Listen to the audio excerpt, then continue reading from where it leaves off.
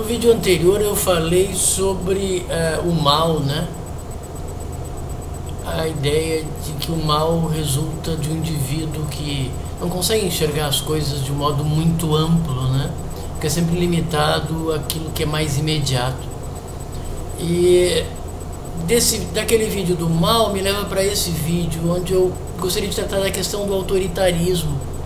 Eu não vejo a sociedade brasileira preparada para a democracia, o que não significa que a gente tem vocação para autoritarismo, mas porque a gente vai precisar trabalhar muito para transformar esse país numa democracia verdadeira.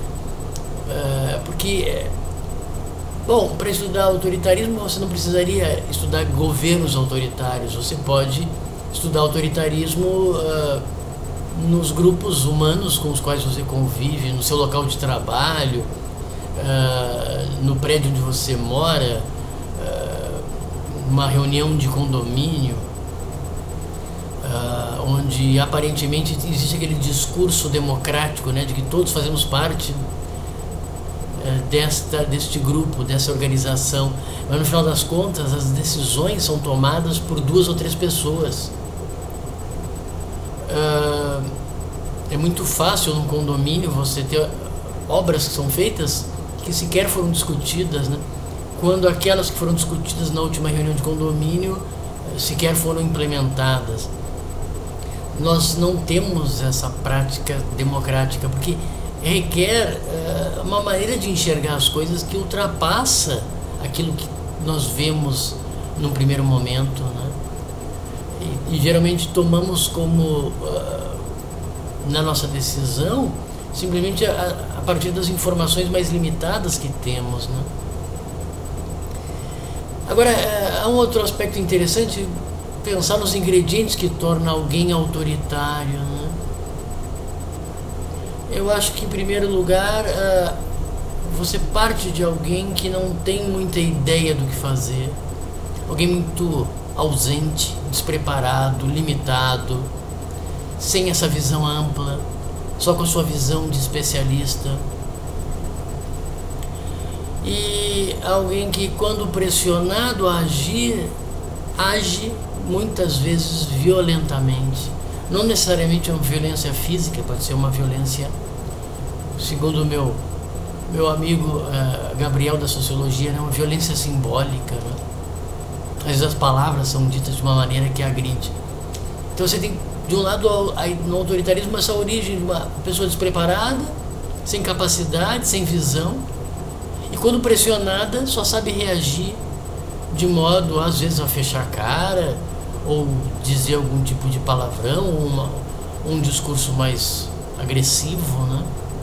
Que não tem nada de construtivo, simplesmente uma reação, uma forma de proteção, de autoproteção, né?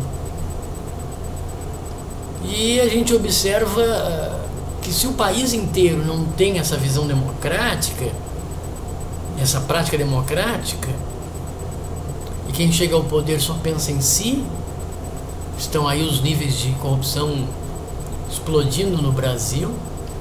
Isso se deve, em parte, eu acho que nesse sentido dá para lembrar Confúcio, de que nós não temos um país democrático porque não temos famílias ou empresas, organizações democráticas, famílias democráticas e indivíduos democráticos. Não que a democracia resolva todos os problemas, eu acho que no final das contas você ainda vai precisar de pessoas especialistas de uma determinada área, né? Platão lembra, por exemplo, que você, numa guerra, você não pode sortear quem é que vai ser o general, né? Você tem que ter uma pessoa preparada na arte da guerra. Você não sorteia alguém dentre os seus vizinhos para ser um médico para operar alguém. Você tem que ter alguém especialista na ciência da medicina e da cirurgia. E isso necessita, né, de um treinamento anterior. Mas, de qualquer maneira, acho que dá para lembrar Aristóteles também a ideia de que a multidão ela é muito menos suscetível a falhas, a erros de decisão sobre aquilo que deve ser feito. Porque mais pessoas pensando, mais perspectivas, do que simplesmente deixar na mão de 2 ou 3 pessoas decidirem sobre tudo, né? E o pior é quando elas sequer especialistas são. Será que haveria a possibilidade de um governo não democrático de especialistas? Essa é a questão que Platão levanta, né? A ideia de um governante filósofo, filósofo no poder. Mas o filósofo também teria uma visão ampla das coisas. Existem as escolas de governo, né? A ideia de instrumentalizar burocratas, assessores, né? Para assessorarem bem os governantes políticos que não têm formação, tem só essa arte do discurso, a arte da palavra, né? São questões complicadas. Isso lembra outro filósofo, Voltaire, né? A ideia de que a educação seria melhor educar um único indivíduo para ser monarca do que tentar educar milhões. Por isso Voltaire parece se opor à ideia de democracia, né? E sim a de monarquia, de uma monarquia na mão de alguém bem capacitado, justo, né? Não um ignorante, alguém que não tem nenhuma ideia do que fazer, né? Alguém que saiba ouvir à sua volta até mesmo os especialistas e perceber os conselhos, dentre aqueles conselhos, quais seriam os mais adequados para cada momento. Parece que aí requer uma sensibilidade, uma capacidade de enxergar à sua volta, né?